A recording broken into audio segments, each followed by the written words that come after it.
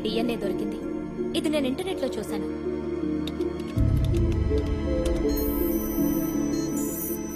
ఇది బోధిధర్ముని డిఎన్ఏ. బోధిధర్మ వంశానికి చెందిన వాళ్ళ మీ బంధువులు ఇప్పటికీ కాంచీపురం పరిసరాల్లో ఉన్నారని నేను తెలుసుకున్నాను. వాళ్ళ కోసం నేను బయలుదేరాను.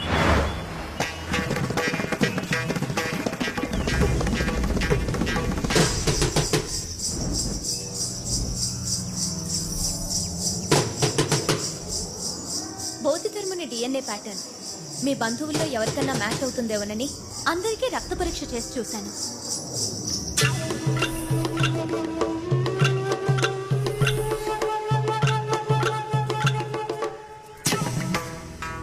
అప్పుడే మీ బాబాయ్ గారింటికి వెళ్ళాను.